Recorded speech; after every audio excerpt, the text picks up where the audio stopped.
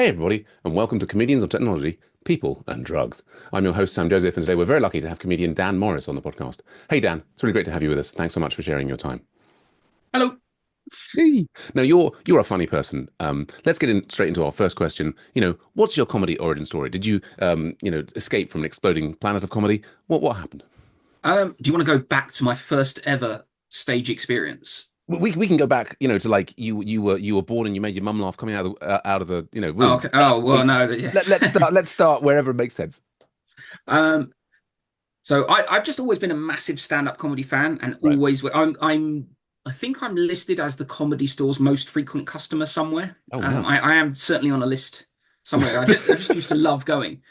Yeah. Um, and yeah, the first time I got on stage, I went to the Gong Show, but not as a contestant. Right. I just went to watch, Hmm. but I arrived really late.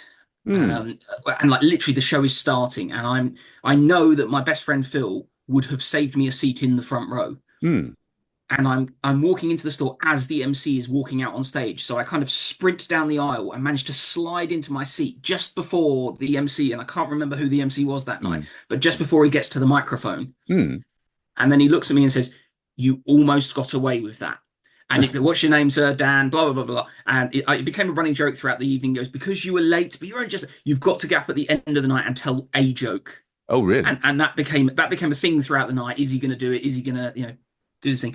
And at the end of the night, he goes, Dan, are you going to come up and do it? And I was like, all right, I'll have a go. Anyway, he's going to have a go. He's not just doing a joke. He's going for the five. And between the MC and the guy in the sound booth, Yes. I managed to do 4 minutes 45 on stage at the Wow. Gong Show, which, if people that know the Comedy Store Gong Show, most people go on and survive for less than a minute. Yes, It's absolutely. normally pretty brutal. But I had the whole audience on side because it was a thing of, well, he's clearly not prepared for this. Right. And I just thought, and I mean, there is a video of it somewhere. Right. If I ever become massively successfully famous, that'd be Uh, funny to put that video out just to Surely you are contrast. massively Just successfully famous now. Only massively no, successful I famous actually people wouldn't come on want to my be. this podcast. You've lied to me. No, no. I'm fascinated. And so, how old were you when this occurred? Oh, that's got to be early 20s. I would have get mid Okay. 20s maybe. Right. Right. And I had no intent, but I had such a rush doing that, Sure. and I just had this thing in my head. I have to do this again at some point. Sure. So that Amazing. was kind of the seed was planted. But Yeah. And what did you? years went by. Yeah. I was just Oh, going to ask. Sorry, I was just going to ask you though. In that 4 minutes and 45, what did you talk about? What was the content of that? um, not a lot. I just kept umming and erring and saying, "Oh, I haven't really got any jokes," and then people would cheer, and then Okay, this is a lot like the my, it's MC a would lot go, like my "Milk current the comedy. laugh." This is like what I do at the moment. Well, yeah, But yeah, they don't cheer as much. I agree. yeah. Yeah, go on. But yeah, and then like the guy in the sound booth was going, "He's survived 1 minute 30. He's in the middle order already." And they just kept and I just kept going, "How long now, Simon?" And then every time he'd announce now 2 minutes, the audience would cheer and everything. And then Right, I right. just said, "I haven't got any jokes. All I can tell you is a message that I received from my friend Phil, who's sitting in the front row." And the whole audience then, for some reason, I think led by the MC, started chanting Phil's name. So it was just Okay. Phil, Phil, Phil, Phil. And the whole place going, and I'm on stage and they're chanting his name, Right, which right. is a bit of a. So Ugh. that became then a thing. And I finally got to read out the message that Phil had sent. And it was Yes. simply, um, I'm inside, I'm in the front row, I've saved you a seat. I really hope you're late and become the prime audience target for the evening, which obviously I had. And the place went nuts and they were all chanting Phil again and this, that, whatever. At some point, somebody did red card me because you get Right. 3 red cards Yeah, and you're off, is the Gong Show thing for yeah, those not familiar. And at that point, I just pointed out, it's okay. Phil is holding one of the other ones because he was in the front row and he'd been yeah. given Right. one of the red cards. So the Yeah. place again goes absolutely nuts. Yes. And it was just this off the cuff thing. And it Yeah, just yeah, yeah. somehow it worked. And I've never been as successful at the Gong Show since then, Mm, having now worked on an actual act, a proper act for like 6+ years. mm, Now, mm, I've never managed to best the 4 minutes 45 I did with no experience and no, yeah. mm. Fascinating. But yeah, that was fun, and that I think planted the seed that I want to do Sure. this maybe again at some Yes. point. And then I had just a load of weird things, sort of coincidences happen. I reconnected with, I think he was on your last episode. Imran Yusuf is a mutual friend of ours Indeed, indeed. So, who very I fond went of to him. high Yeah. school with and hadn't seen for 20 odd years. Uh-huh. Um, and saw him at the Comedy Store, which was also another comedy store. So I go a lot. And I was sitting in the Comedy Store, and I remembered the name Imran Yusuf, but I didn't actually remember what he looked like. Okay. And someone had told me, "Oh, there's a guy from our school who's now big into on Right. comedy," and Right. you Right. must have seen him at the store. I said, "No, I never have." And I got to the store that night, didn't even know he was on the bill because I think it Mm. was my birthday that I'd gone with a couple of friends, and Hmm. Hmm. um, saw his name, listed, and then was like, "Oh, that rings a bell. I think that was the guy I went to high school with." And then I saw him walking backstage, and as soon Mm. as I saw the 40-ish-year-old him, I Yes. could then see in my head the 13-year-old him that I'd went to school with. Right. Right. And he came out. I think he was the first act on that night after the MC. He came out and he's talking to the whole audience, and I'm not in the front row. I'm sitting, a few rows back. Hmm. And out of this sea of 400 faces, at some point during his set, he suddenly stopped everything, pointed at me, and went, "I know you, don't I? Mm. We went to high school together, didn't we?" And the whole place is like, "Oh, this is interesting." I'm like, "Yeah." And he goes, "It's Daniel, isn't it?" And I was like, "Yeah." And the whole place goes nuts. And weirdly, I'd seen the same thing happen to Michael McIntyre a Oh, few really? weeks previous. Hmm. Hmm. So it's just a nice thing to do. But that then became a running joke for the night. Every act that came out was then at some point would stop their set and go, "Daniel spent 10 years in prison with that guy." And Right. all Right. this Right. Right. kind of thing. But yeah, connected with Imran, sort of became mates. And yeah, a load of other stuff happened. I got divorced, which is often a comedy intro trope. Indeed. Indeed. I think lots of people don't get into comedy until then. So yeah, I was in a bit of a rough place, and Imran just pushed me into do it. He's like, "You love stand up. Uh-huh. There is a course at the Comedy Store. Mm. Mike Gunn runs it, and Mike Gunn is amazing. If Hmm. Yeah, I strongly recommend always going to see Mike Gunn. Um, do this course; it will be good for you, get you out." Mm-hmm. And I went and did this course, not thinking anything would come of it. And it was six Hmm. weeks, and I met an amazing group of people, some of whom I'm now genuinely really good friends with, sort of 6, 7 years later. Brilliant. Um, did my first show. So at the end of the course, you do your show. Hmm. Normally the beginners, they call them a beginners showcase show. So it's Yeah. everyone that's done the course, they give them like 20 tickets each, Yeah. bring your friends and family, and you perform to that. Yes. And normally there's about 100, 150 people in the audience for Yeah. those. My course, as it happened, we had a couple of minor celebrities in the course. Mm. So the room was full. So Right. my first ever time on stage in front of an actual audience was a sold out Comedy Store. Wow. So I got to walk out, Mike picked me to close it. So I was the headliner effectively of the. Wow. So I Yeah. got to step on stage, and it could not have gone better. Mm. Um, roars of laughter, applause breaks, the whole works went fantastic. As soon as I stepped off stage, I had comedy promoter people, open mic people, not professional. I Yeah. wasn't booked for the Apollo No. after one show, but I was booked for loads of open mic things straight away, having Mhm. thought originally I would just do that one show and that would be it. Right. And then yeah, started doing the open mic circuit, and then obviously Yeah. COVID hit and stopped all of that dead in its tracks. Right. But Mm-mm. that's where I was. That's how I started. That's my origin story. Yeah. Brilliant. Brilliant. Well, amazing. And I think, you know, we've spoken to lots of different comedians on the podcast, many of whom done, a course and so on. Yep. But I think that this is, definitely the most remarkable. And I mean, yeah, I think on several levels. One, just still being friends with many of the people on your course. I mean, often the people on the course disappear, but yeah, doing to a sold out comedy store like that, yeah, absolutely amazing. And of course, I mean, you said that you had performed that 4 minutes and 45 in your early 20s to the sold out comedy store. So there seems to be a pattern emerging of you performing to a sold out comedy store. Yeah. I mean, that's the dream, though, isn't it? That's where I want to. I think most people on the open mic circuit, that's the goal for me, or for me anyway. And a lot of my yeah, get to the Comedy Store, get to perform at the Comedy Store. If I can get to that, that's my end goal. That's my achieve. If I can achieve that, I will be happy. I'm not looking to get on the Apollo. I'm not looking to have my own Netflix Hmm. special. I would like to become a good circuit comedian in London, and that means the Right. Comedy Store. Yes. Although there Yes. are other venues that are now you can go to. The Comedy Store is not the only club in town. There are some other good ones as well. Absolutely. Yes. But I think, yeah, who of the comedians wouldn't want to be performing at the comedy store? I guess for me, I mean, I think performing to absolutely packed rooms, like, yeah, comedy store up the creek, top secrets, or, our local pub. I mean, for me, yeah, I mean, it would be amazing to be performing, to packed out rooms at these venues and getting fantastic reactions and people falling at your feet is, yeah, I mean, sounds absolutely wonderful. But and I think, the for me, it's that being able to perform to a really lovely big audience is the key, right? Well, it's so much easier. The more people in the room, the easier it is to. And it sounds counterintuitive to Right. people that haven't done it because you'd think it'd be. And I suppose it is more exciting or scarier or however you want to phrase it. But oh, oh, sorry, I should have put my phone on silent. That's right. It's showing us that we're Just in the moment. That this is real. This is really real. this is real. Let me. It's not scripted. Yeah, we haven't. We're not paid actors. Who would pay actors to do podcasts like this? I'm not sure, but Sorry, that's all distracted. right. Where were we? Where were we? Yeah. Well, yeah, but end goals. Which is yeah.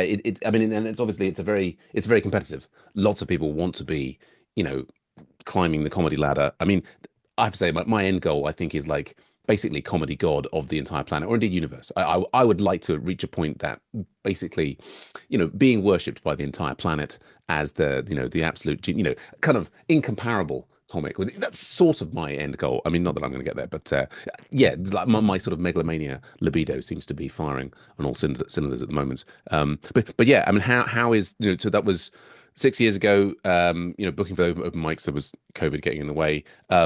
Yeah, how has that been? How has that 6 years been apart from COVID? Um, I mean, it's bloody tough. Oh yeah. Anybody that does the open mic circuit, it is very, it's a slog. It is slow, steady progress if you're lucky. There's a lot of gigs that just, it doesn't matter if you turn up and smash them out of the park, it will lead to nothing. Right. Other than it's practice and it's experience for you, but you're not going to get, booked for anything decent off the back of doing a Mm, gig in a pub to 10 people, and sure. most of them are the other comedians Yes. that are Yes, on the indeed. bill. That's not, the idea of turning up at a pub gig and then having somebody go, "Oh, you'd be great for my BBC special." I think those days have long gone. Oh, I mean, You need to win competitions. You need to, yeah. yeah, consistently smash at gong shows, and which I really hate. And it's only become a recent thing of mine that I've kind of started doing them again because I've realised they are a Yeah. necessary evil.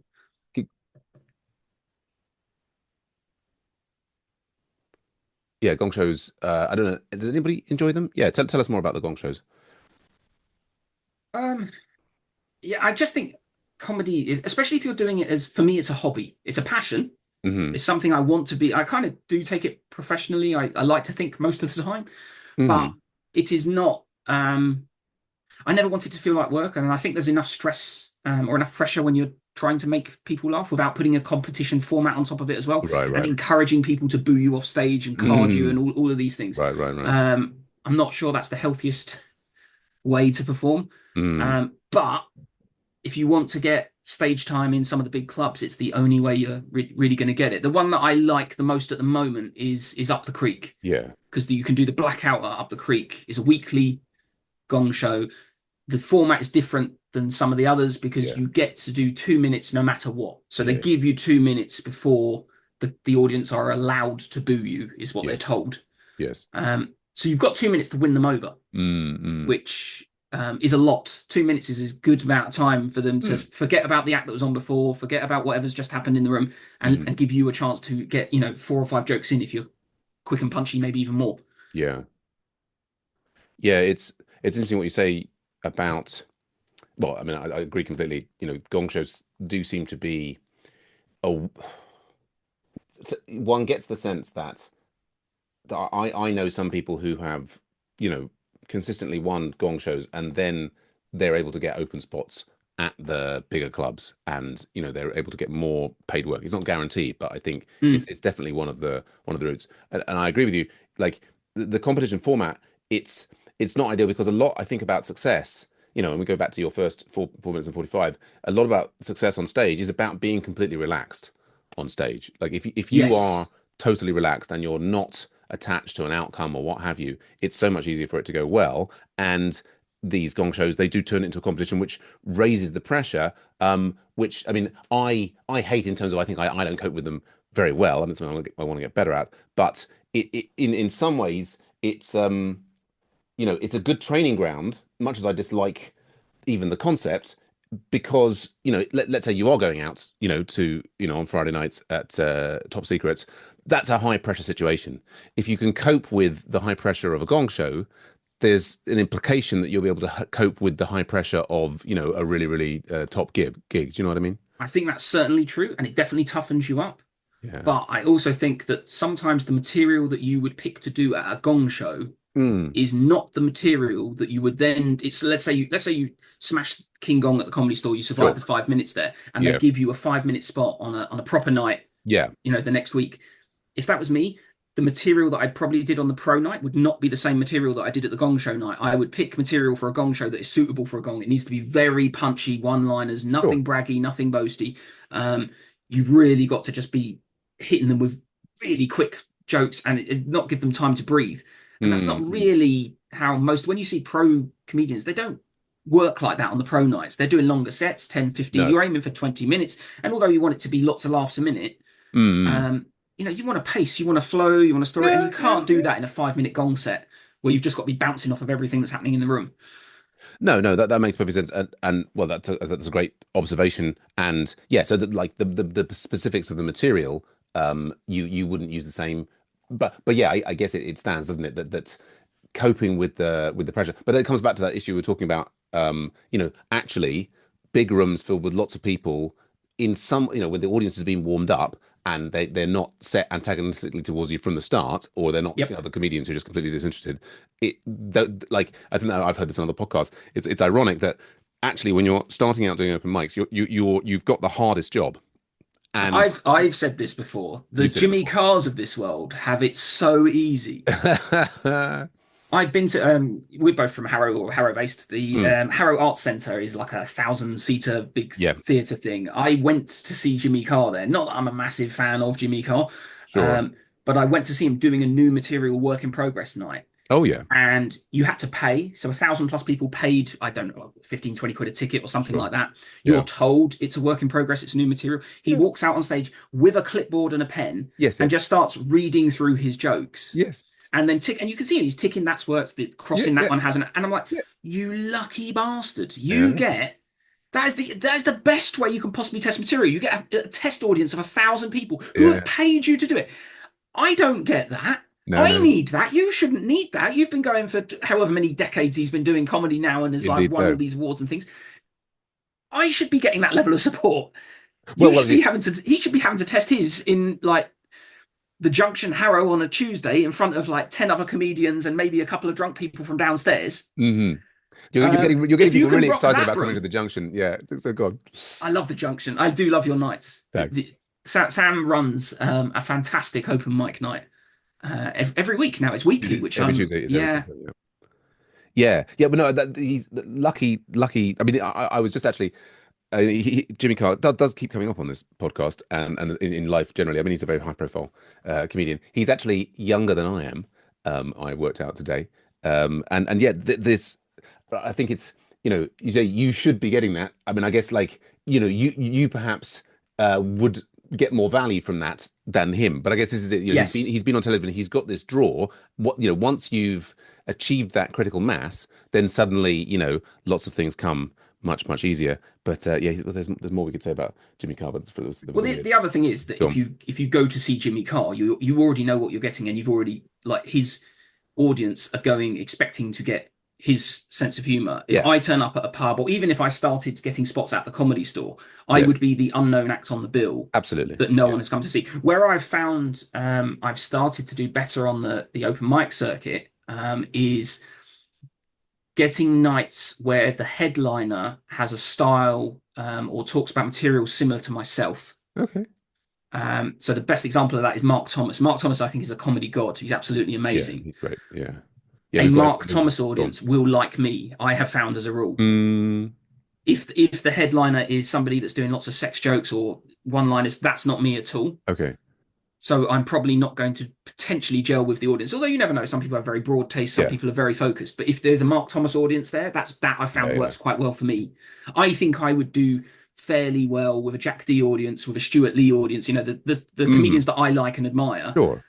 because my style, or at least my aspiration, is to be similar to them. Right. Right. Yeah, and I think that's. I mean, again, I guess comedians who get to a certain level, people talk about their audience turns up, like they Yes, become known enough that their style. People are like, oh yes, I like that kind of thing, and so the people, you and I famously, of course, pulling down Stuart Lee's trousers at his, We have event. pulled down Stuart Lee's trousers together. Absolutely, no one can take that away from us. And I've still got those trousers. So, but like but he's got his audience of people who like coming out to see him, and he can work with his audience, and that audience is available to him. And yeah, that's it's through the looking glass from our points of view. It's yeah, it's the slog continues. I mean, I've been very impressed with your, you've survived the blackout twice now. You've won it one time, which is very impressive to me because even having done it like six times, I've never got past the 2 minutes, and I think that for me it comes down to just being too nervous. And I think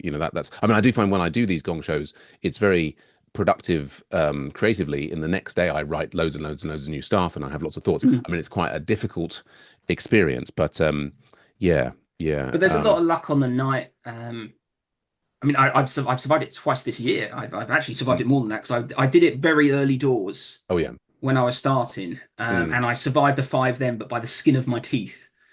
And right, I came away from that thinking I'm not good enough to be doing this yet. mm, But it's only recently that I've started going again. And yeah, the first one I did this year, I think it was in February. They announced a winner on the night, which was a lovely thing to mm, get. Yeah, it really felt like progress and a sense of recognition at last. yeah, They love yeah, me. But there's a lot of luck on the night. I mean, I've done Up the Creek three times this year. Two of them I survived the five. One of those was the win. The middle one, the second time I went there this year, I turned up on time, but they'd missed my name off a list. I yeah, think there was another comedian on the bill with the same surname, and they ticked the wrong Morris off, right, right, so they missed me off the running order. mm, Um, this was then pointed out, and they then went, "Oh, okay, you'll be on right at the end of the night," basically with another guy that they'd also missed. yeah, The night massively overran. I didn't get on stage until quarter to 11. mm, And the MC brought me on stage by basically saying to the audience, guys, if you don't start booing the acts off, we're all going to miss the last train. mm, Welcome to the stage, Dan Morris. And I'm like, you bastard. I was like, I mm, have no hope in hell now. Honestly think the ghost of Robin Williams couldn't have survived in the mm, position that they put me in that night. sure, And sort of to prove it, the third time I went back, I did the exact same sets that I was planning to do that failed 2 minutes in right, right, on that one, and that then it went amazing. I got on. I think the trick for gong shows is you want to get on very early in the night or very early in the second half after the mm, audience have had a break and they're not yeah, as sure, fixated on getting to the bar.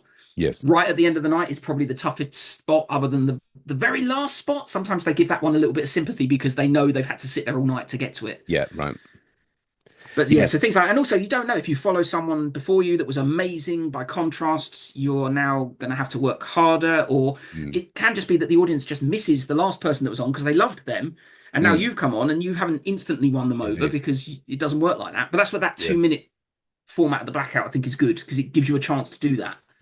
Yes, yes. I mean, it's definitely nice to have those 2 minutes. I mean, I've always gone on pretty super early, myself. Yeah, it's and then, like I said, the audience is very very variable. I mean, it's an interesting thing there about one can point to famous comedians, less famous comedians, and say, oh yes, it's that material, it's that material, it's that material. But the same material can do very differently depending upon the audience. And a lot of comedy is really about getting an audience together and in the right mood so that everybody can have a good time.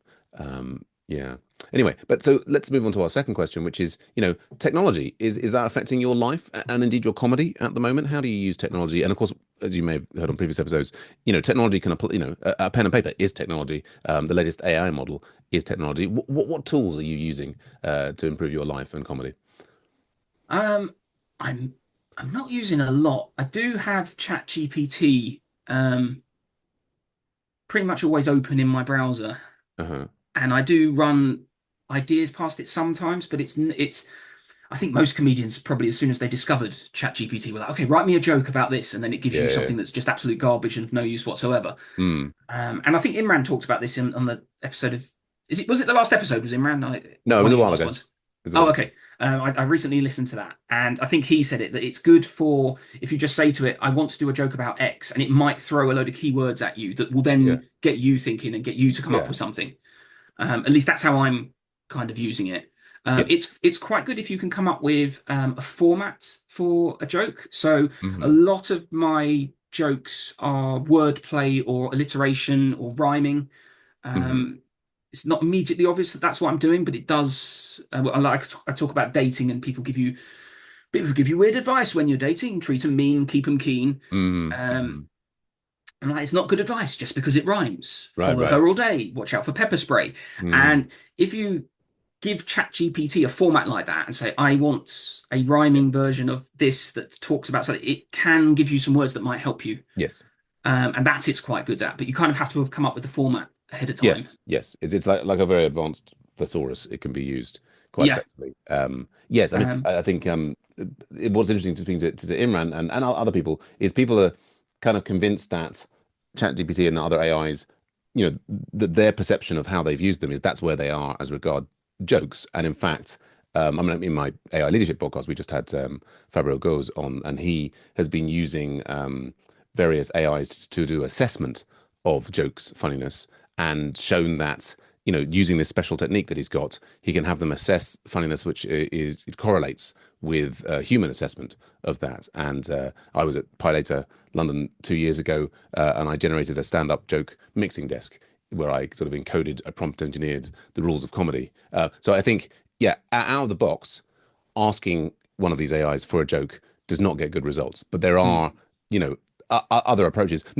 Although to be honest, I don't use ChatGPT for generating my material. Occasionally, I'll use it like the way that you described there. You might be exploring an idea and some topics, and it's great, like sort of a combination of Wikipedia thesaurus. But for me, part of the fun of comedy is coming up with stuff from your own mind, right? Like I mean, like if ChatGPT could generate me a list of jokes that would be right. These are like killer. Like you remember the Monty Python sketch of the joke that if you read it you would laugh and die, right?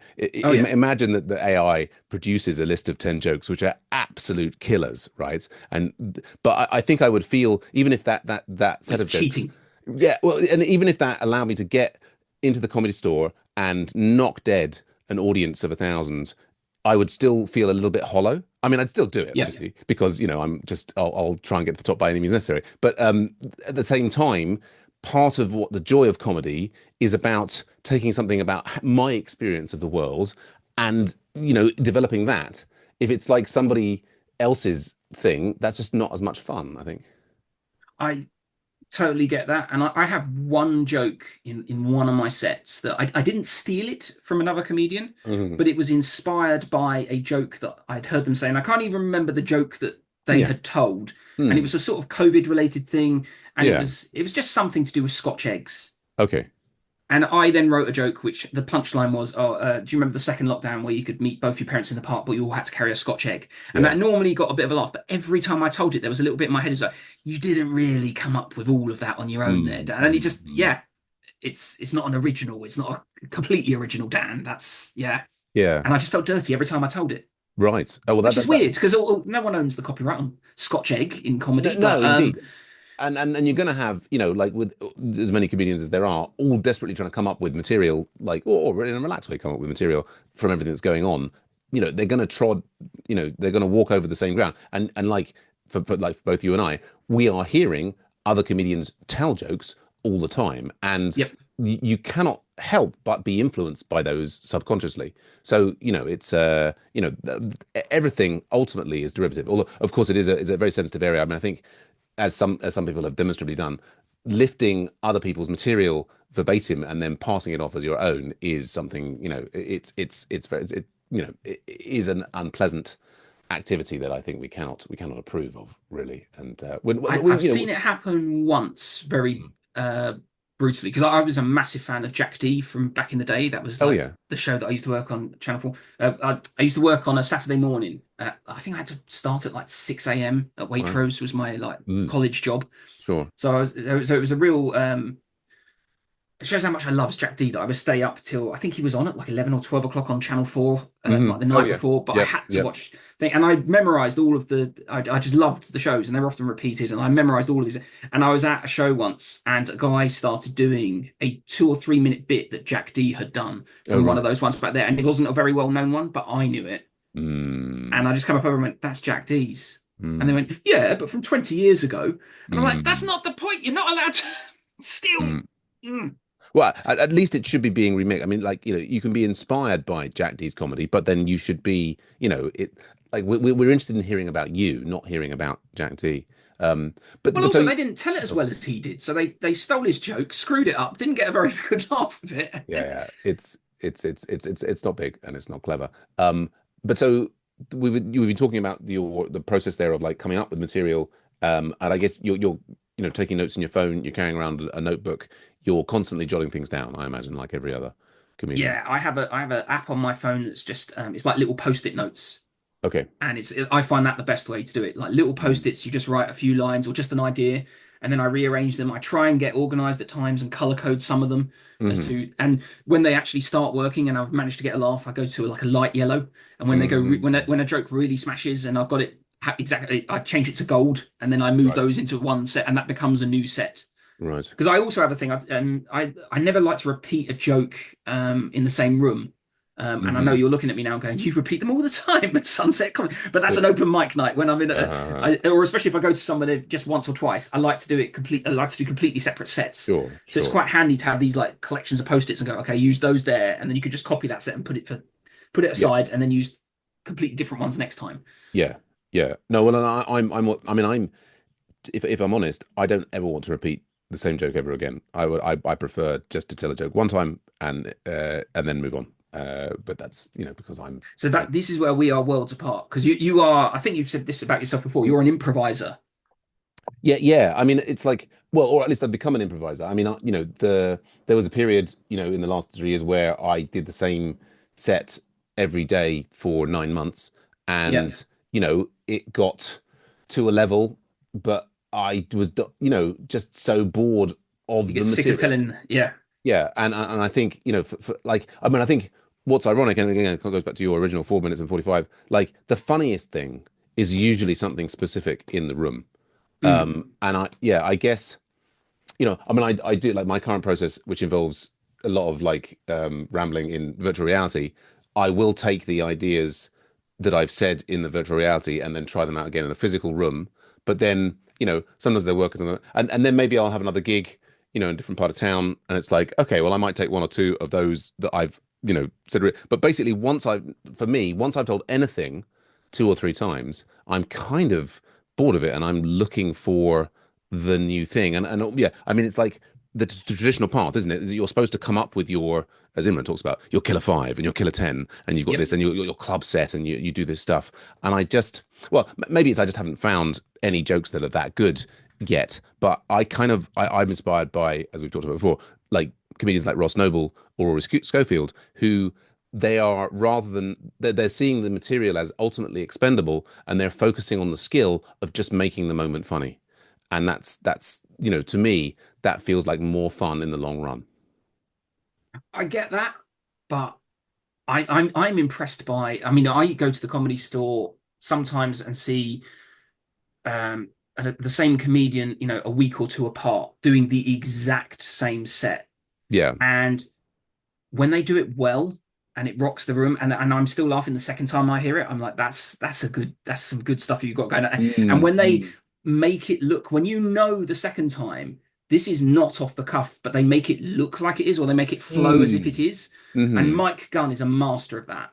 Mike mm. Gunn will point out into the audience and go, "Oh, you didn't like that bit. Why was that?" And then he will sort of have a fake conversation, but it's rehearsed, it's scripted. You Mm. can watch him the next night do the exact same thing again. But Right, if you were in just one of those audience, you would swear that that was a unique thing that only right, right. happened that one night, and it's just you. I Yes, think yes. Stuart Lee does it as well. Stuart Lee, Right, right. if you watch a Stuart Lee show and then go back the next night, I mean, he often has a breakdown on stage, doesn't he? But he's doing Mm. that every night. It's part of the Sure. script.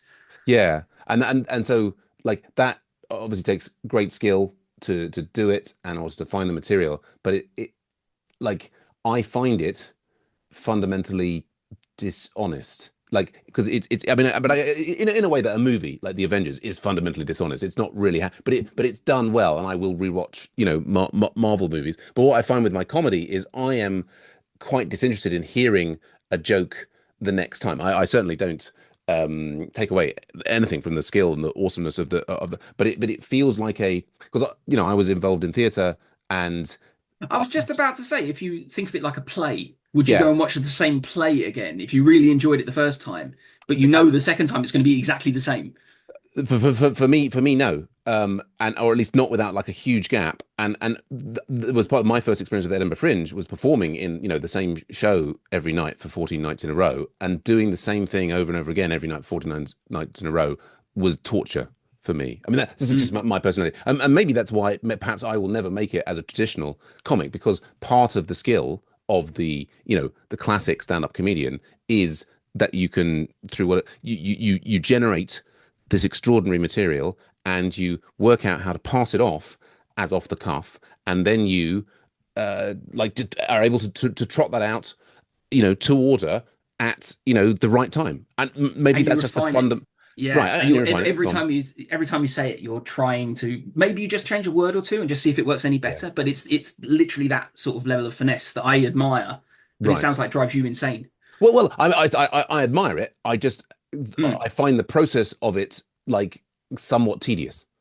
yeah. Yeah, and I mean, I mean, at the moment, I'm finding about. I mean, the scale swings back and forwards. Like there was a period, where I was like doing the same thing every night, and I saw how, if you do the same thing over and over again in multiple different rooms, you can grow it and it evolves and so on. There's something else going on.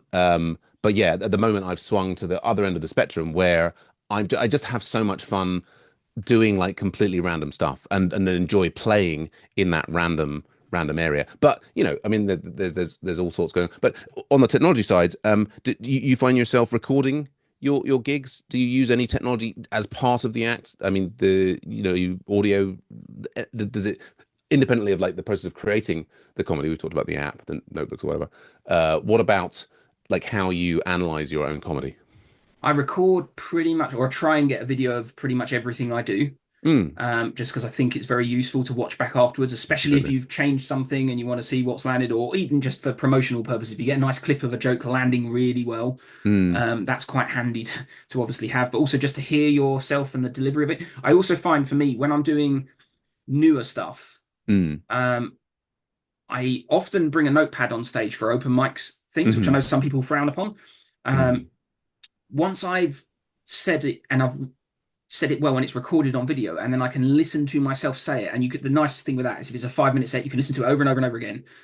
I then memorized it because that's helping me learn my script. mm. And I find for me that's the best way I can learn it. Reading it over and over again off the notepad, I won't memorize it very well. If I listen to Mm, myself say it a couple of times, it's normally sinks in and I've then got it.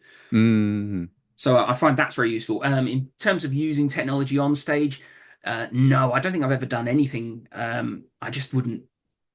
It's just something else to go wrong, isn't it? It, Um, it, I it- I quite like at the junction where Sam runs his night. They let you pick your walk-on music. So I right, suppose that's right. the only thing that I've ever done Mm, like that because I get them to play. I walk onto the Smurfs yes. theme tune Yeah. every time, and I only do it because I can then make the joke. I look annoyed and say I requested something by the Smiths, Mm, and I pretend something's wrong, which fits my stage persona because my stage persona, as I'm now, I've read Adam. Have you read Adam Bloom's book, indeed, I have. Yes. which is fantastic? And Mm, he talks, and I took it from that. Focus on your persona. Who are you? What are your three words that describe you? And mm, one of mine, I think the first one that came to me is I'm annoyed. mm, Most of my set is this stuff has happened and it's right. annoyed me. And Mm, walking on stage to they've played the wrong bloody music yes. fits the persona straight away, and people go, "Oh, get it." And then I follow it up with, and I know what some of you are thinking. No, I am not that guy from Two and a Half Men because I look quite a lot like him. And again, I say that in an annoyed tone, and Yes. straight away the room. I've discovered doing that, the room Mm, gets me, and they're straight away like, right. "Oh, he's a grumpy bastard." Mm, We've got a Jack D, we've got a Rich Hall, we've got a take your pick, mm, and I think that helps a lot. yeah. Yeah. No. Well, a clear stage persona, very, very useful. Yeah. Technology on stage, it usually goes wrong. Fortunately, things going wrong, lots of comedy potential. Yes. Yeah. And so, yeah. No. I mean, I think watching yourself back, very, very useful. Many people find it difficult to do because they don't like the sound of their own voice or they don't like watching themselves. You don't have any problem in that regard.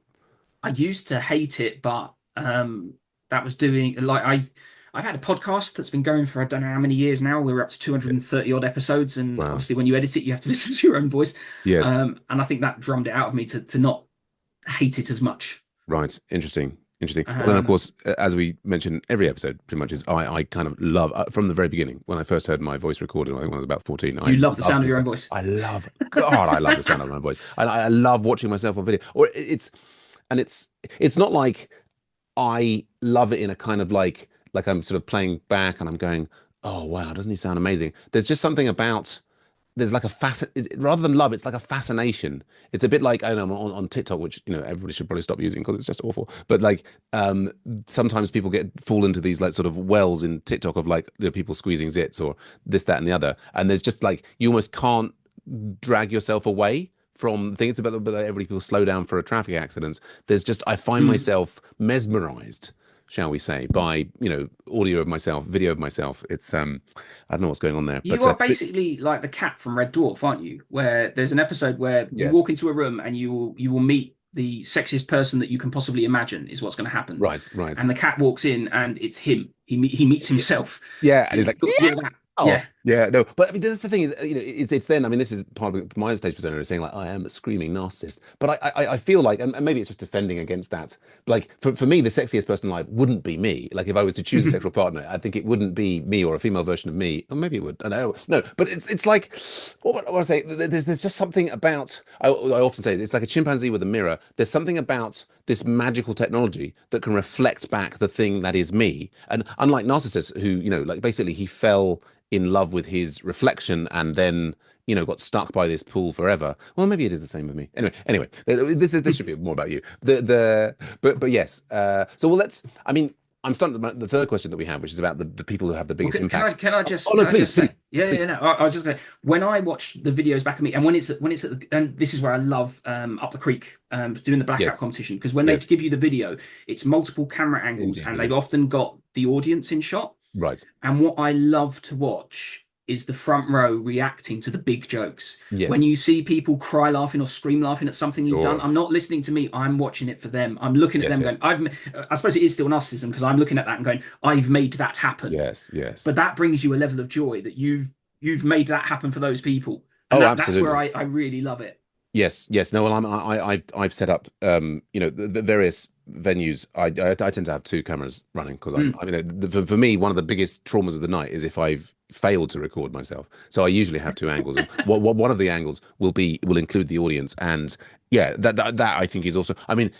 I would love actually. I mean, talking about technology on stage. If I could get. I mean, I've gone on stage with all sorts of different headsets on, but I would quite like to have a video of you know, my POV as I'm doing the thing. I mean, actually, I would quite, if any audience would like give consent, I'd love to have a close-up video of every person's face in the audience, like throughout the entire show. Well, And that wouldn't make them self-conscious at all, would no, no, it? no. I mean, you'd have to kind of like sign the waiver Mm. and then make fun of it, whatever. But can you imagine that you had like basically in the ceiling of the gig, you basically had video cameras pointing at every chair, and then when you watched the show back, you could be watching.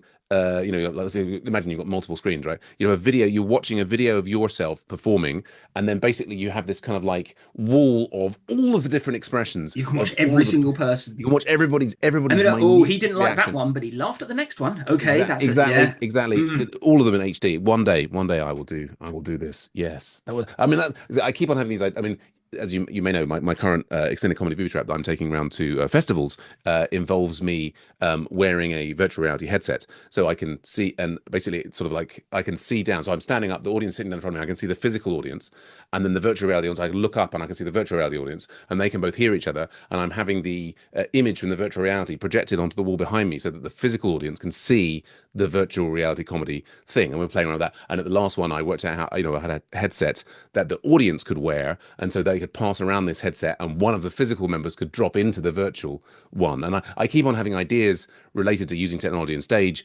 Another one recently is about using AI to transcribe what I'm saying in real time, and then basically saying the jokes and then re-edit it, like having that all appear in text behind me, but then also having basically like Minority Report stuff to allow me to we could have a banter with the audience, right? And then that would all be written out, and then I could say, oh, I think what you should have said here is this, and I would Yeah, basically AI edit. audience feedback. So you've got Yeah, an AI, you've created an AI heckler. Is what you're Uh, heading towards there. yeah, well, absolutely. That AI hecklers would be that's a whole interesting different direction. The one I'm saying here is that like you'd have a transcript of the whole interactions being displayed on the screen behind you, but not rather than just a transcript that like was going as like closed captions, is you'd be able to pause the transcript and be able to edit it and say, hey, to audience member, let's redo that interaction. But imagine that you said this, and you'd actually go through the process of editing the text Hmm. of the comedy that you were supposed to be doing in real time. And then I had another one that what did I just have? I don't know. Anyway, enough. Technology. One brain. I've totally lost my thread now. No, but you were saying, oh yeah, that's right about the video of the. But then now what we just talked about, which is like having the videos of all the people. Can you imagine a show in which you were performing on stage and on the walls behind you, you had live feed of each individual person's face? So can you imagine that? Imagine the comedy club, as well as being able to see you, they could see like a close up of their face and all of everybody's faces. So it would Yeah, be but basically like, you know what I'm saying? imagine when it's going badly though. Ooh, You're gonna turn around and there will be a sea of misery, just all these miserable but I faces. Yeah. think even that would be funny. I think you'd be like, look, you'd be Hmm. pointing around saying, look, you all look so sad. You look so sad. Comedy. And one day.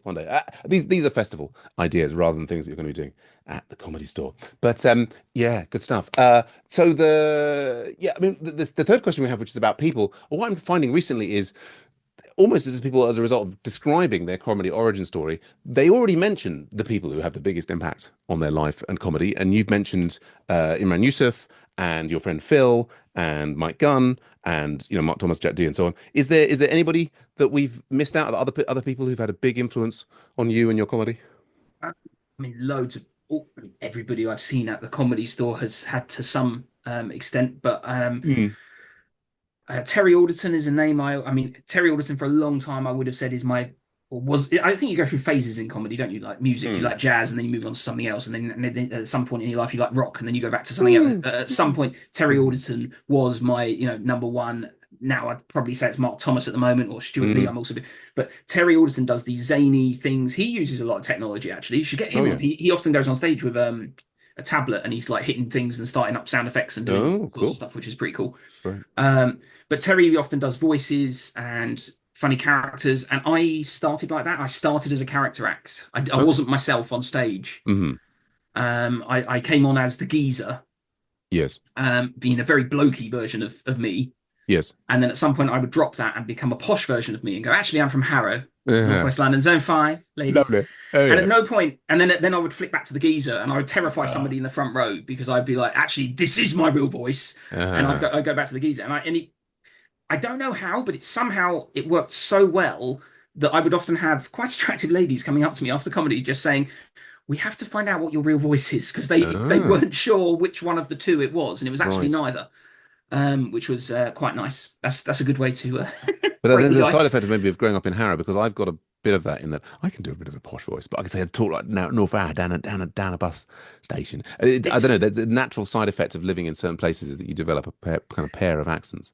it's such a weird area, Harrow, because I Yeah. can literally walk out of my flat and turn left, and in 10 minutes I'm at like the most expensive school in the world where Yeah. they still walk Yep. around with straw hats Yep. and I don't know, it's like 50, 60 grand a year to go there, isn't it? Or something like that. It's Yeah. it's Something all crazy. royalty. I mean, if you go up there at the right time of year, Yeah. it's all the limos and Rolls Royces Yeah. have turned Well, up to on pick the the kids up to helicopters, take the them home. helicopters bringing in the really, really rich Oh yeah, parents. yeah. Yeah. Yeah. It's crazy. Yeah. Whereas if I walk out of my flat and turn right, Yeah. within 10 minutes, I'm in a nightmare of police tape and chicken shops. Yeah. Yeah. And it's, yeah, Harrow is quite a divided area. It's an interesting place, isn't it? Yeah, yeah. The comedians, but you were talking about people who impact your life outside of comedy. I mean, are there people that, the relationships? I mean, you mentioned going through a divorce, which is yeah, sort of painful, difficult thing, a stereotype of the comedy world.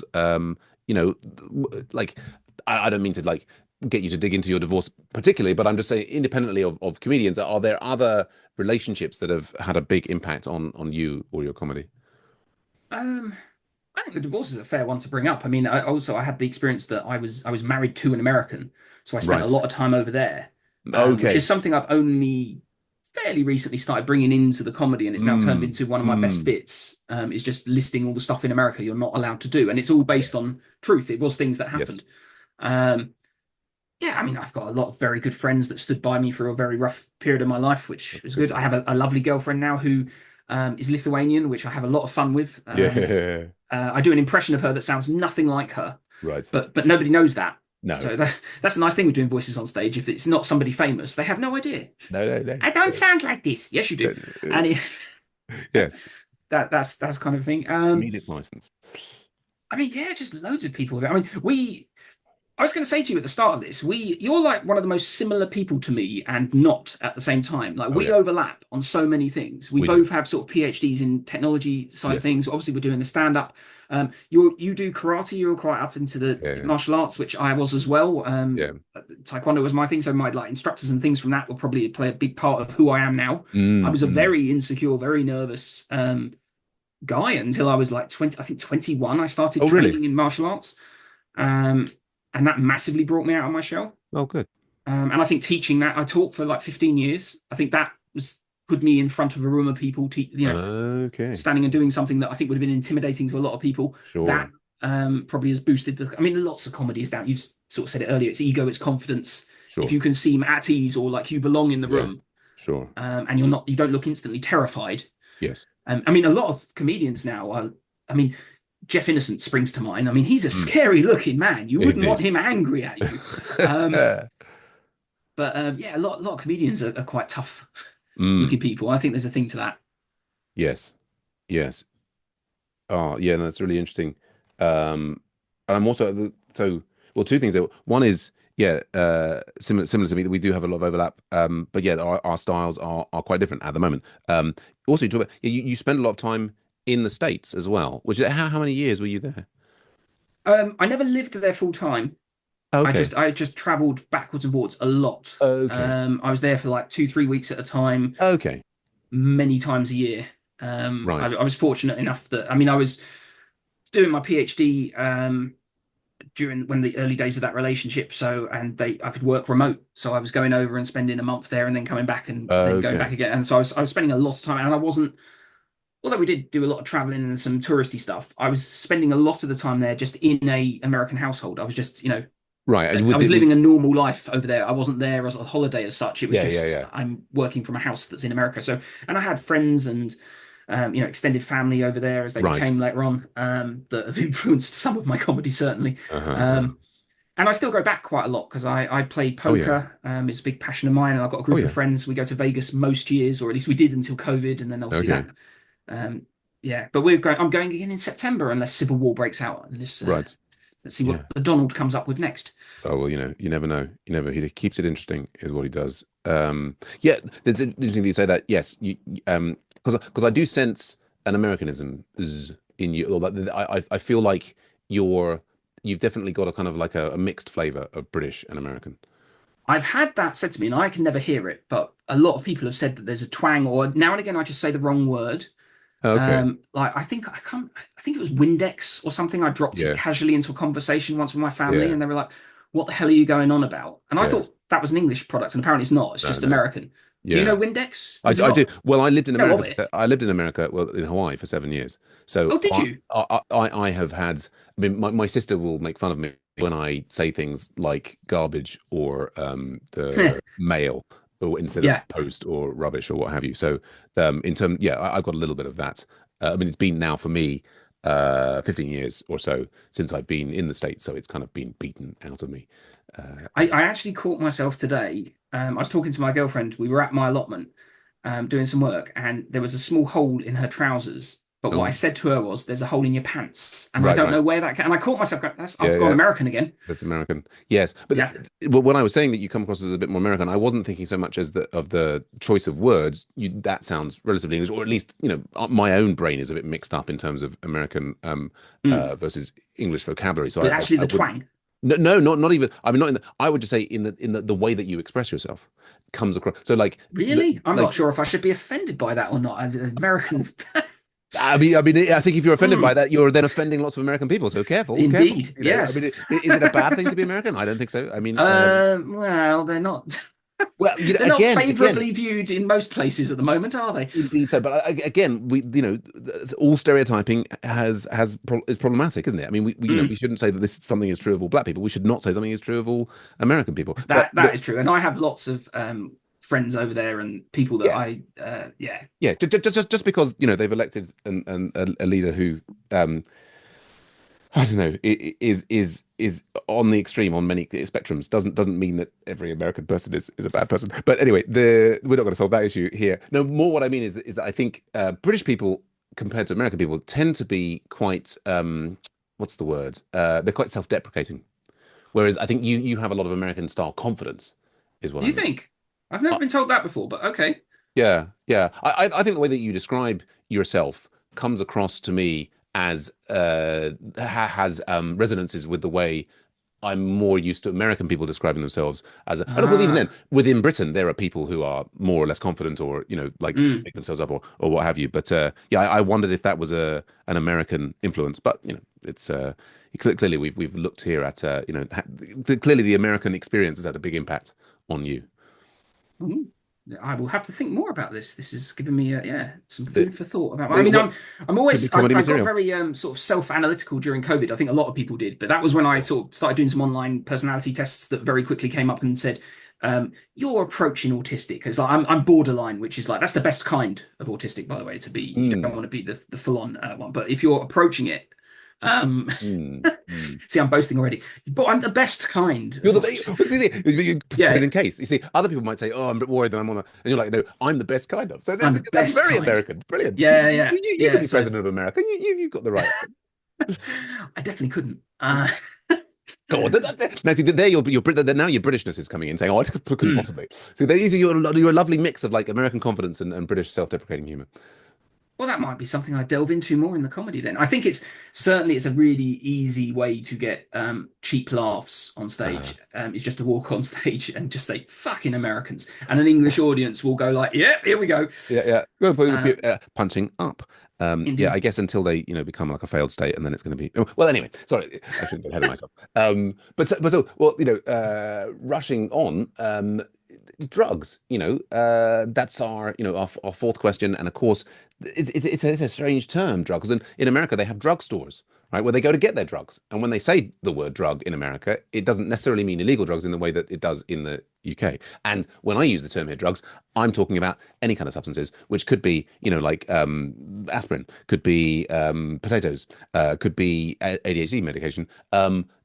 Are there any substances that have over the years affected your perception of reality that you're using now to help you cope with reality? Anything that obviously, if you don't want to share, that's no problem at all. But we're No, definitely I've never really experimented with anything other than alcohol. right. That would be my drug of choice, I think, or maybe Mm. caffeine. I like a Dr. Pepper in the morning to get Oh, the day really? started. That's my Dr. yeah. Pepper. Mm. Mm.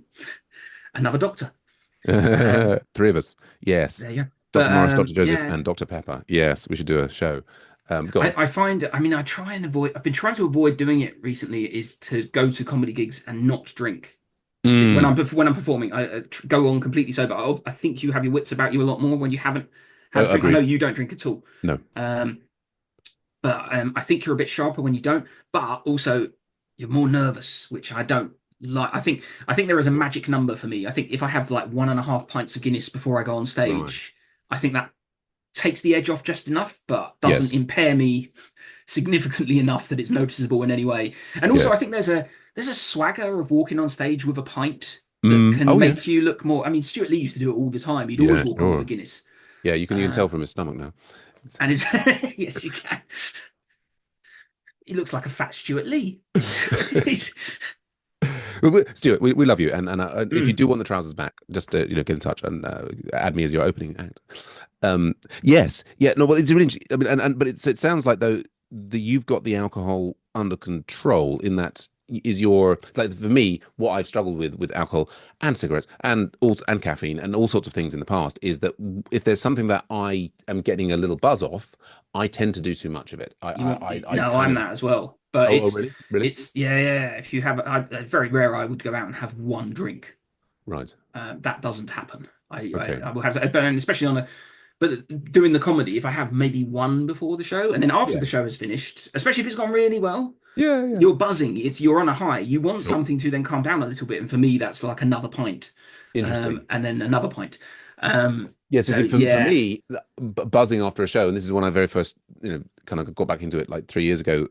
I would have nothing beforehand, and then I'd have it. And particularly if they say it went well, I'd be like, then I'd have a drink. And for me, the alcohol wouldn't calm me down. The alcohol would continue to hype me up, and I would get more and more excited and drink more and be what was your drink of choice? What was your go-to? it Because had that might be become the it had become lager, just kind of like really you got more hyped up on lager. I thought if you were going to say, like a whiskey and coke or something, then the no, caffeine might no, be playing more of a part than no, the. no, no. I'm Mm, just I'm odd in all sorts of ways. It's but yeah, but so but I mean, you've got a job, you've got a hobby, you've got a girlfriend. The alcohol, the caffeine, these substances are not in any way making your life difficult. Although you're saying like they're very Moorish, you've basically mm. got it under control. It's not impacting your life problematically. I'd like to think so. Yeah, or very high functioning alcoholic. Is that a thing? Can we? Yeah, I think I mean, Yeah, it's yeah. I mean, no, I think a lot of these things. I mean, you know, it, you know, life is complicated and messy and tricky, and like although alcohol causes, I think, huge harm. I mean, more there's mm, obviously the documentary from like 20 years ago, more harm than heroin. I think things in moderation can be positive things in people's lives, right? I mean, yeah. I mean, you're not inclined to. I mean, you were talking there about saying you're maybe going to try and drink a little bit less, um, but yeah, you're not like suffering. I mean, for me, the when I restarted the comedy like 3 years ago, I was getting so wasted after the first maybe three gigs, that I right. was like, this has to stop. It Okay. absolutely has to stop because I can't be out there gigging regularly and drinking this much. So it's almost easier for me rather than having one or two, just to have nothing. And then Yeah. yeah, and I've No, now that makes sense. That makes not sense not to drink me. anything for 3 years. But you don't feel inclined to like cut it out completely. You're just thinking, oh, if I can cut it back a little bit, that's going to be fine. And so that sounds like a man in control to me. Maybe it's a facade. Yeah, I'm trying to do. There's an NHS app that my girlfriend encouraged me to get, which is you have like drink-free days and it tracks Oh them. yeah. So, and you give yourself a little pledge. So you say, Yes. okay, I'm going to have three completely teetotal days a week, Right. every week, and you try and keep that streak alive. Yeah. Um, and sometimes I do, and sometimes I don't. But Mm, mm, because mm. but it's difficult when especially if a lot of your life revolves around the pub. So I Well, do quite. comedy in pubs, and Yes. sometimes people just buy you a drink after the Yeah. show I've found, and unless Yeah. you've said Yeah. to them, no, no, no, I never ever drink, it's you're Well, in a position where you kind of have to have it. well, exactly, and that's partly what for me, Yeah. it's clear to people that I don't drink. I mean, also the thing for me is I drink soda water, and I've discovered after all these years, actually, what I really loved was the bubbles. I could have saved a fortune if I'd been able to get this, 50 years ago. Anyway, it's yeah, there we go. Substance. I just go back actually to the you were talking we were talking there about autism. It's we're talking about high functioning.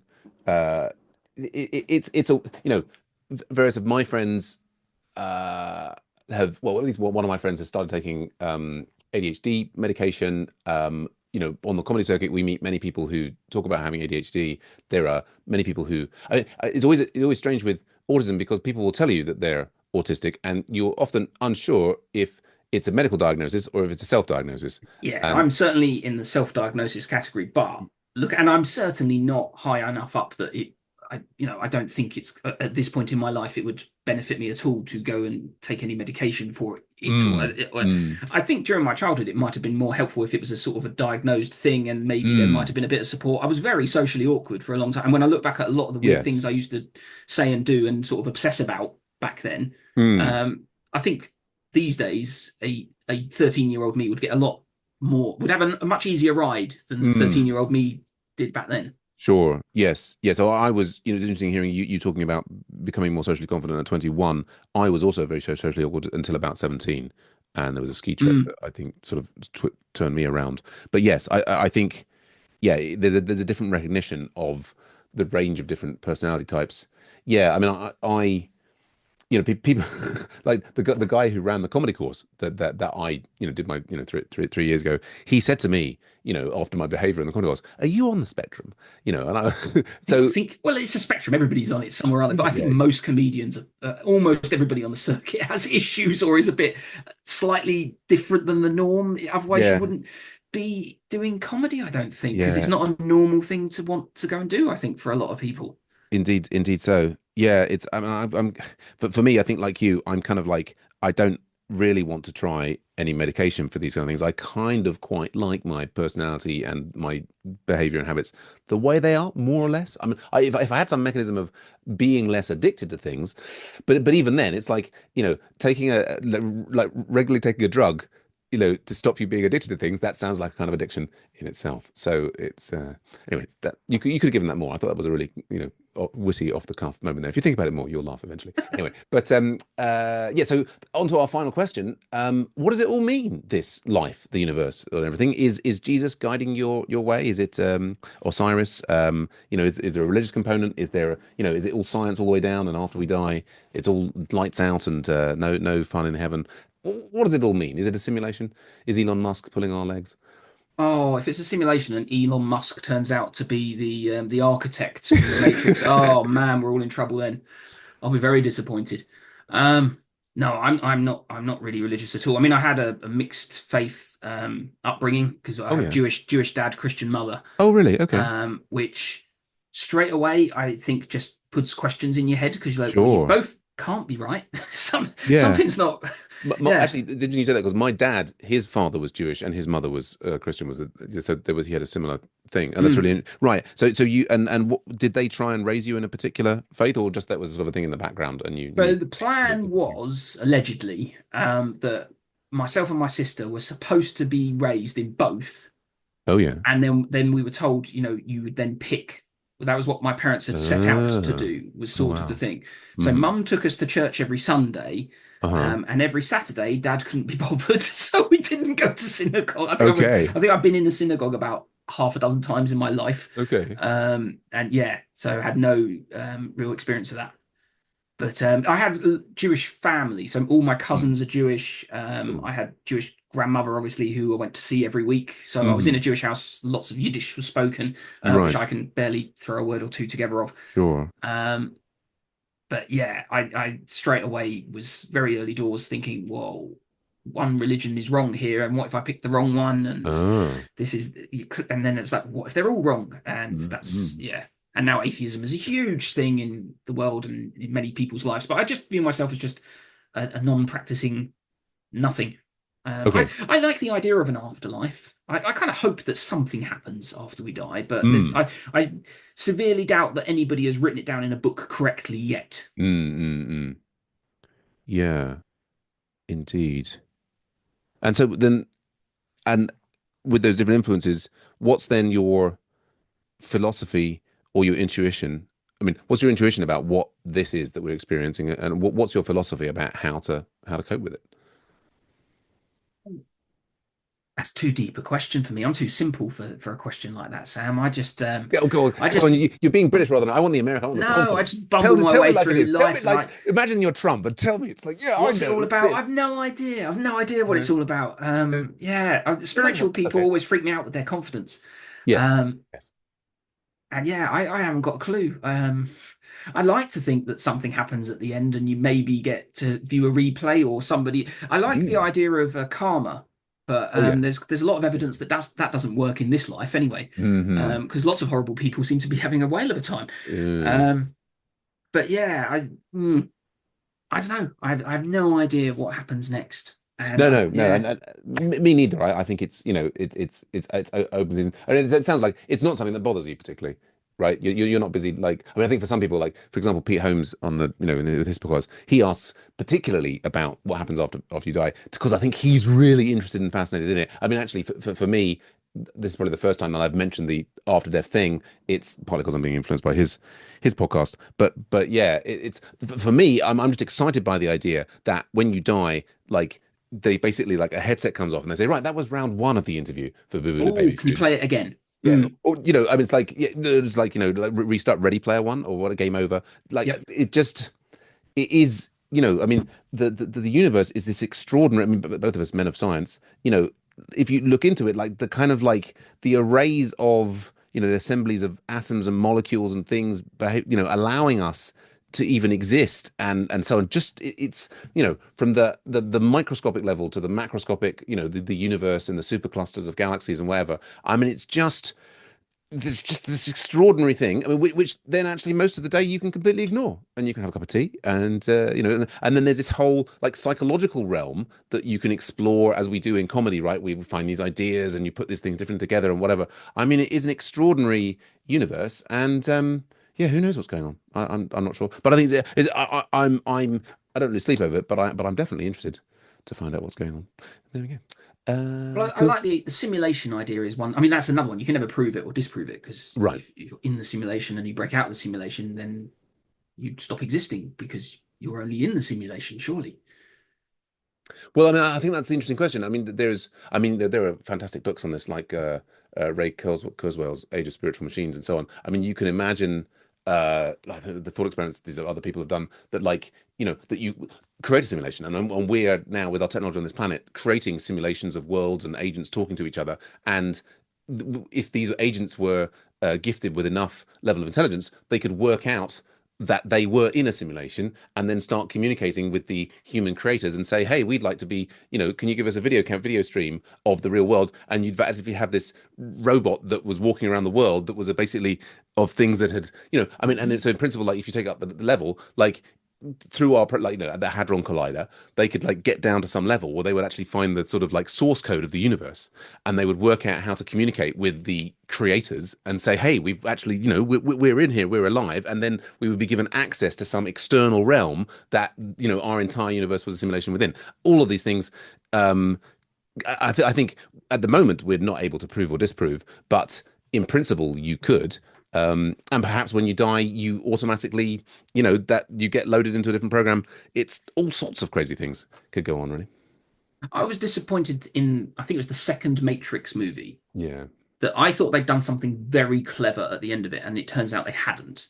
Because in Right. the second Matrix movie, Yes. Neo is in the real world Yes. where there's machines coming to kill it, and somehow he is able to electrocute them like Yes. I the Emperor remember. from Star Wars, right? He has Yes. powers outside of the Matrix. Indeed so. And I'm like, my thought at the time was, well, that doesn't make sense. Why would he have gifts? And then I was like, oh, maybe he's just gone up a level. It's a matrix within a matrix, and Right. that's Right. why Right. he's got powers outside of it as well, because Yes. he's just Yes. into another level. And then I was Yeah. like, then you'd never know when you were out because you've Right. just gone up into you're now Yeah. in the Simulations simulation. all Now the you're just in way. the Yes. simulation.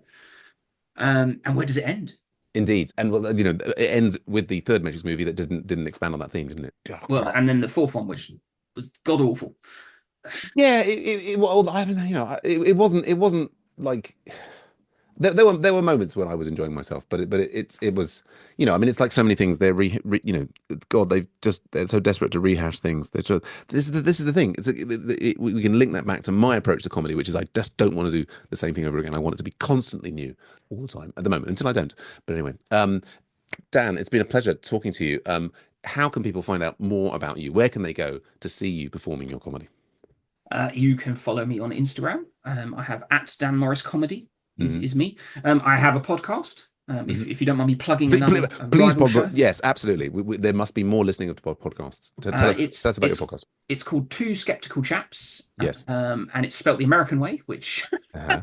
um, feeds back to what we were talking about earlier. There's Yeah. also now three of us, but Okay. we should have just called it the Skeptical Chaps when we founded it, and Right. then we brought a third guy in, and it was too Mm, late. We'd already mm, registered like the Twitter account. mhm, Um, so yeah, Two Skeptical Chaps, and it's a bit like this. We chat. There's a few games that we play every mm, episode. We like mhm, to look at Snopes articles and things like that. uh-huh, And I talk about things that are happening in my life, the comedy scene, the mm, world, the strange people that I meet. mhm.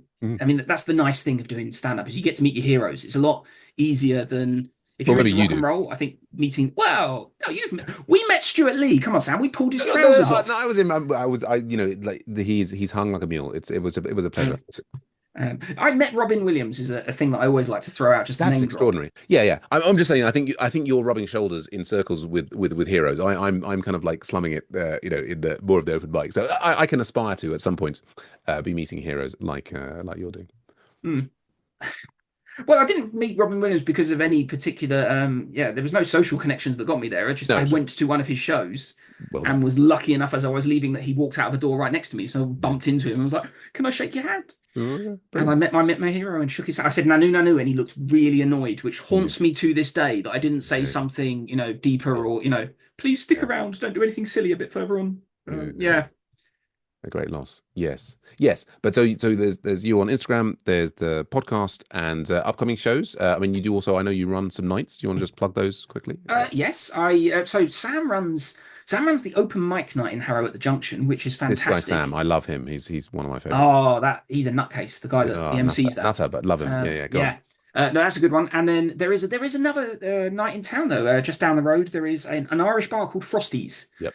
and I run the comedy nights there. Although they are very infrequent. They used to be almost monthly, and now they're sort of every couple of months. Mm, mm, But those are amazing. I mean, I really fell on my feet there because I mm, went to that pub quite a bit to play poker. mm, Got quite chatty with the landlord and landlady, mm. and at the time she was thinking about starting comedy, and then they Right. discovered that I did it. Um, and they just put me in this amazing position where I can book, and they give a budget, and I can bring in big names. We've had Mark Thomas, Adam Bloom, Mm. Mike Gunn has performed there, Imran Yusuf, Sam Josephs has graced our England. stage England. once, I believe. Nutter. Yeah, we've who else has been there? Jeff Innocent. There's loads of Yep. all big name Yep. circuit comedians. It's getting a bit of a reputation. These Frosties on the open mic circuit, which is sorry, on the pro circuit. Mm.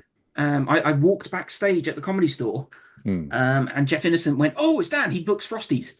Mm. And other comedians, "Oh, we need to find out about this." Mm. I find myself in a very weird. It's weird because I'm a beginner. I'm still even 6 years in. I'm a newbie. Mhm. I'm an open micer. I'm doing 5 minute, seven Yeah. minute, 10 minute spots. Now and again, I get to do a 15 or a 20. Mhm. But running a night, you get to book the pros who turn up and Yeah. Patrick Monahan or someone like that who turns up and does half an hour of just gold. Yeah. Yeah. No, That's a no. comedian. Have you ever seen Pat? Have you seen Patrick Monahan? Oh, many times. Yeah, yeah.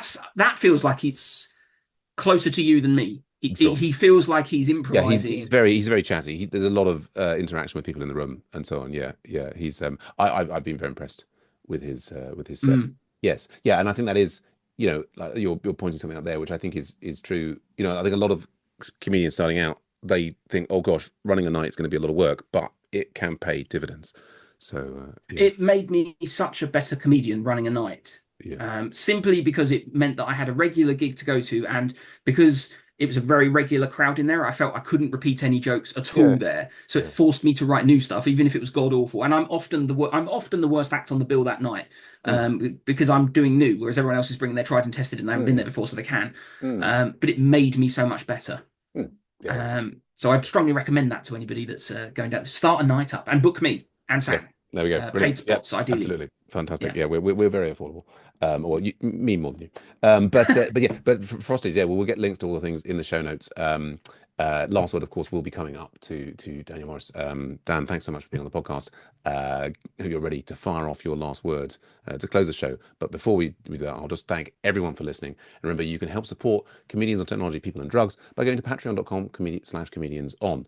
When any level of support will help us to continue to produce this show.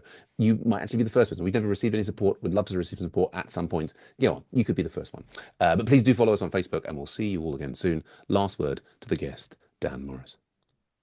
Be awesome to each other. See, I've stolen that from an American film.